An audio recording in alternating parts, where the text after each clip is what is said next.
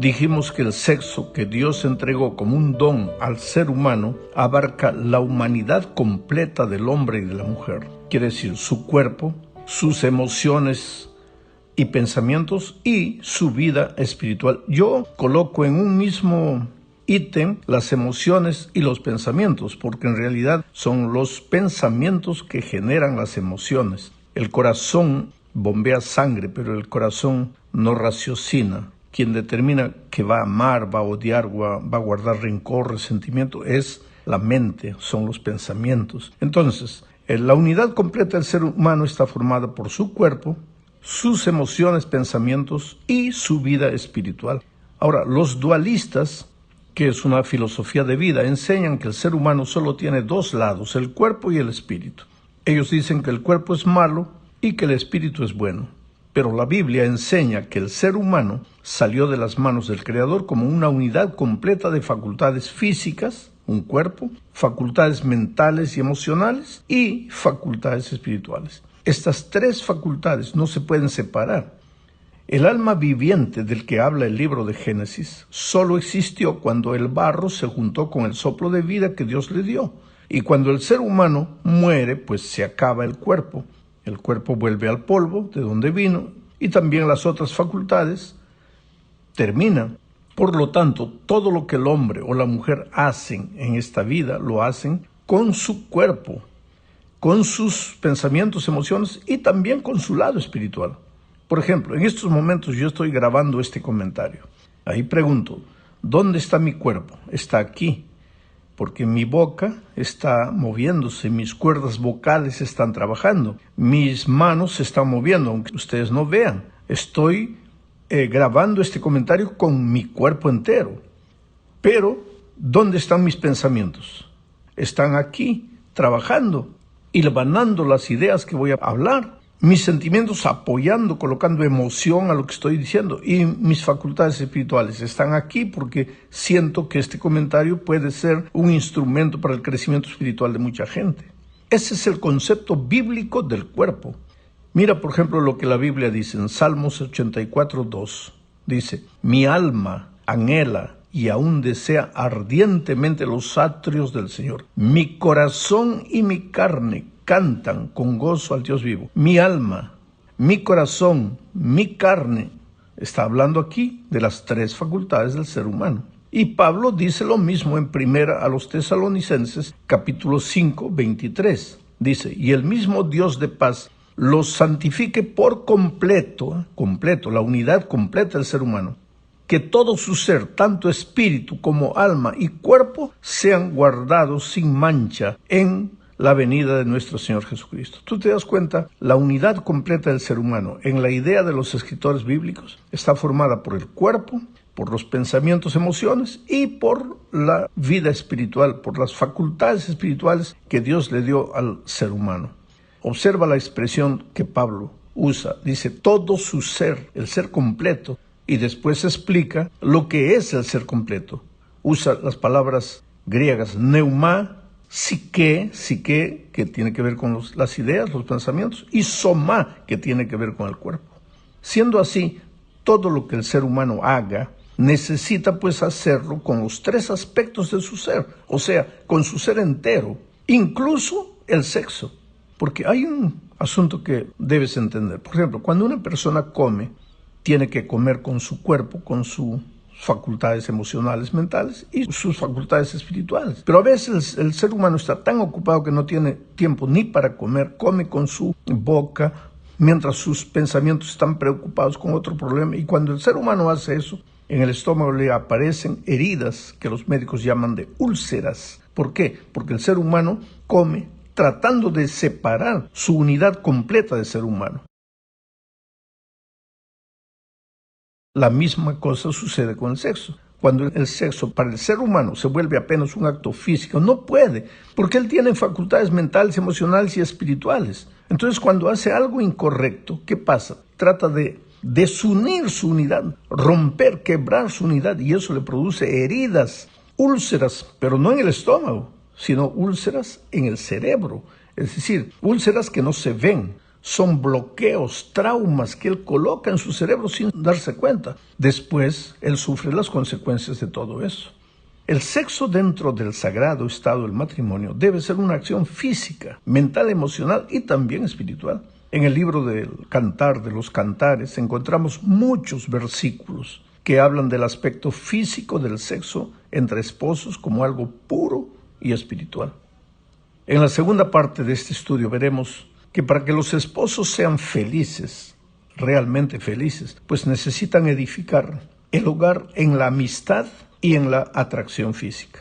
El amor que tiene estos dos ingredientes, amistad y atracción física, será un hogar feliz, un amor feliz.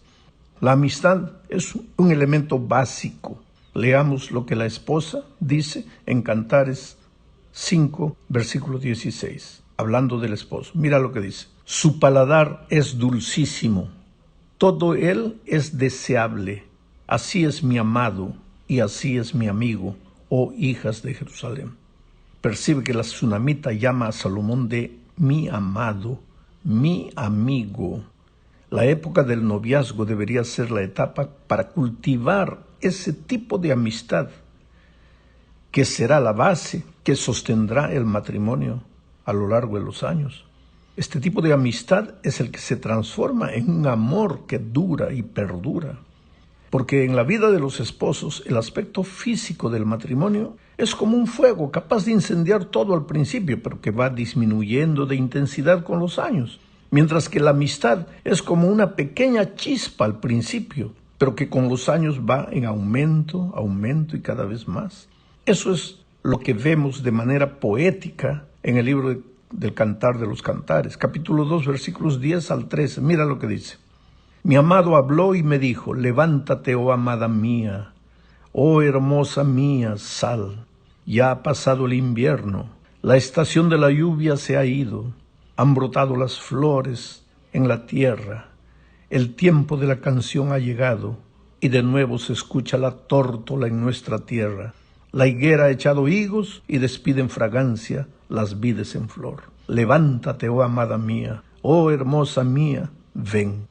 En este texto vemos de manera simbólica un retrato de la vida de los esposos. Observa las siguientes expresiones de Salomón. Levántate, oh amada mía, oh hermosa mía, sal, ya ha pasado el invierno.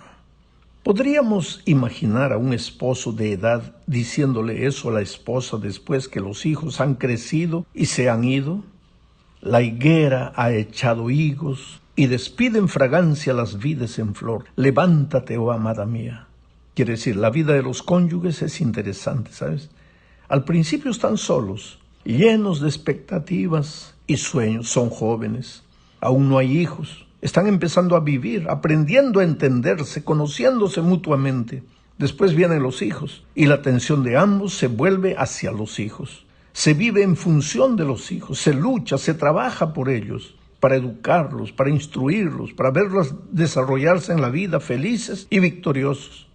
Después, los hijos se casan, forman sus respectivas familias y los esposos vuelven a quedarse solos. Pasaron los años difíciles de lucha y trabajo. El invierno se fue, llegan otras alegrías, los nietos, la higuera ha echado higos, dice Salomón, y despide en fragancia las vides en flor.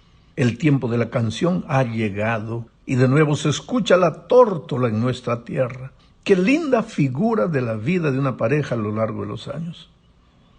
En la tercera parte de este estudio veremos lo sagrado de la relación íntima del matrimonio. Deberíamos leer el texto desde Cantar de los Cantares, capítulo 4, versículo 7, hasta el 5, versículo 1, pero es un texto muy extenso. Pero en este texto vemos que el esposo invita a la esposa, ven conmigo, en el 4:8, y ella acepta. Después ella lo invita, venga mi amado a su huerto, 4:16, y él acepta. Lo que deducimos aquí es que el sexo entre los esposos es una expresión de amor y no es una demostración de técnica. Cuanto más amor haya, será mejor y más gratificante. Pero esto sucede cuando el sexo es hecho con la unidad completa del ser humano, donde participan las emociones, los pensamientos, las facultades espirituales y el cuerpo. El sexo apenas físico, por el mero hecho del sexo, eso no es sagrado, ni puro, ni santo. Es apenas un acto animal, instintivo, que Dios no acepta ni siquiera dentro del matrimonio. Por ejemplo, un esposo que agrede a la esposa y después desea estar con ella físicamente, ese no puede ser el sexo que Dios imaginó para el ser humano. En la relación íntima, ambos esposos entran libre y amorosamente. Mi jardín es su jardín, dice el texto. Tanto Salomón como la Sunamita tienen nombres que derivan del hebreo shalom, que quiere decir paz o integridad, pero shalom es más que paz. En realidad shalom es sentirse bien, sentirse optimista delante de la vida, paz, tranquilidad, sosiego, seguridad, integridad. En fin, el término hebreo shalom, que tiene que ver con el nombre de Salomón y la de Sulamita, es un término que expresa la amplitud de un sentimiento bonito entre esposo y esposa. La expresión del pacto, mi amado es mío y yo suya, en Cantares 2:16, leemos, mi amado es mío y yo soy suya. Esa expresión es interesante.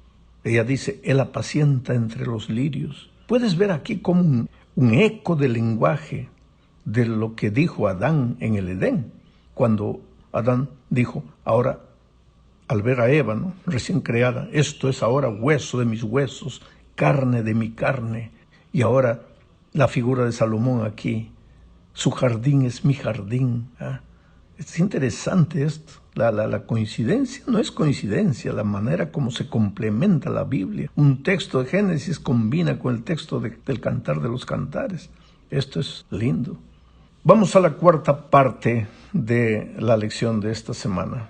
Aquí veremos la razón bíblica para llegar casto al matrimonio. La realidad que vivimos es triste porque vivimos en un mundo bombardeado por la libertad sexual, entre comillas. Hoy, llegar casto al matrimonio pareciera, aún para los jóvenes cristianos, pareciera un asunto de los abuelos, una cosa ultrapasada, una cosa de siglos atrás. Hoy no, hoy es moda practicar el sexo desde joven. Y eso te bombardea la televisión, la película, el internet, las redes sociales. Entonces, ¿qué pasa? El pobre joven pues no queda incento. ¿Cuánto tiempo pasa con la Biblia abierta? Entender los principios bíblicos. ¿Y cuánto tiempo pasa en el internet? Ahí te das cuenta cuál es la cabeza del joven, aún dentro de la iglesia. Los vehículos de comunicación, las redes sociales son tan poderosas que son capaces de convencer a cualquiera. Escoge cualquier tipo de película, vas a ver ahí sexo libre, sexo sin compromiso. Entonces, quiera o no quiera, el pobre joven adventista que también vive en este mundo, pues, lógico que es un bombardeado y de repente viene a la iglesia y comienza a pensar que tal vez los principios bíblicos ya son ultrapasados, que tal vez los líderes tienen que modernizarse porque ya la juventud piensa de otra manera. Dios nos ha dado libertad para pensar como nosotros querramos, pero no nos ha dado libertad para llamar al mal bien y al bien mal. Por eso, el patrón de moralidad no es la sociedad, no es lo que la mayoría dice, no es lo que fulano dice, fulano piensa. El patrón de moralidad tiene que ser un Dios moral, eterno, absoluto, como lo es Dios, y registró sus enseñanzas en la palabra escrita, que es la Biblia. En la última parte de este estudio veremos la responsabilidad humana para preservar el don del sexo como una expresión pura de amor. Tenemos que reconocer que este mundo se aleja cada vez más de Dios. Incluso en el mundo religioso, esta influencia es terrible.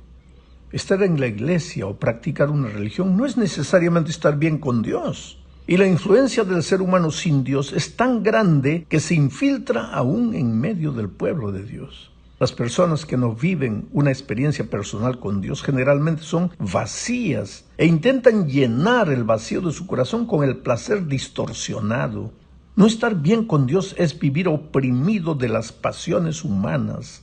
Y el ser humano oprimido no puede ser feliz. Usa la vida para el placer, se expresa por medio de la violencia, disfruta de la inmoralidad e inventa sus propias reglas, falsifica la vida. Ya dijimos que el sexo, para ser completo y satisfactorio, tiene que ser un acto físico, mental, emocional y espiritual. Cuando no lo es, el hombre o la mujer siempre estarán vacíos e intentarán llenar ese vacío distorsionando el sexo, creyendo que el sexo depende de esto, depende de aquello, depende de lo otro, que hay que motivarse, que hay que ver una película pornográfica para innovar el matrimonio, etcétera, etcétera. Si hubo una pareja feliz en esta tierra, fue Adán y Eva. Y sin embargo ellos no necesitaron nada, simplemente necesitaron amarse. Y vuelvo a repetir, cuanto más amor hay, mejor la vida íntima de la pareja. Ahora, cuando no hay amor, o hay un amor enfermizo, y se trata de construir la felicidad del matrimonio encima del sexo, ahí la pareja entra en problemas. El ser humano a veces ya no está feliz con nada. Ya no está feliz con la esposa, entonces busca otra mujer, otra mujer, otra mujer. Ya las mujeres no lo satisfacen, comienza a buscar un hombre, otro hombre. Es decir, es ahí a donde la humanidad está llegando. Mira lo que Romanos 1, 22, 24 y 26 al 28 dicen. Describiendo al ser humano sin Dios, vacío, que trata de sustituir la paz, el shalom que Dios da, por sensaciones placenteras de la carne solamente. Mira lo que dice Pablo. Profesando ser sabios, se hicieron fatuos. Esto es interesante. Gente que piensa que sabe mucho, piensa que está liberada. Profesando ser sabios, se hicieron fatuos. Por tanto, Dios los entregó a la impureza. Porque Dios no discute con el ser humano. ¿Quieres hacerte dueño de la vida? Puedes hacerte. Por tanto, Dios los entregó a la impureza en las pasiones de sus corazones para deshonrar sus cuerpos entre sí. Por esta causa, Dios los entregó a las pasiones vergonzosas. ¿De qué pasiones vergonzosas habla Pablo aquí? Dice, pues sus mujeres cambiaron las relaciones naturales por relaciones contra naturaleza. ¿Qué cosa es relación natural? ¿Y qué cosa es relación contra la naturaleza? Voy a parar de leer el texto para explicarte. Tomar agua por la boca es natural, pero si yo quiero puedo tomar agua por la oreja, me puedo colocar un embudo y forzar el agua por ahí. Eso no es natural, eso es contra la naturaleza. Espero que entiendas la figura. Pero las mujeres, dice aquí, las mujeres que no tienen a Dios en la vida, los hombres que no tienen a Dios en la vida, ¿qué pasa? Sus mujeres, dicen, cambiaron las relaciones naturales por relaciones contra la naturaleza. De la misma manera, sigue diciendo Pablo, también los hombres, dejando las relaciones naturales con la mujer, se encendieron en sus pasiones desordenadas unos con otros, cometiendo actos vergonzosos, hombres con hombres, y recibiendo en sí mismo la retribución que corresponde a su extravío. ¿Qué cosa más vas a discutir delante de este texto? ¿Vas a querer justificar una actitud humana que nace del vacío, de la desesperación del ser humano por querer ser feliz cuando no tiene el shalom en el corazón? ¿Qué vas a explicar? ¿Qué vas a discutir delante de esto? Hombres con hombres. Y Dios dice, eso es fruto de la corrupción humana. Dios los entregó a esa conducta vergonzosa. Sigo leyendo el texto. Como ellos no aprobaron tener en cuenta a Dios, los entregó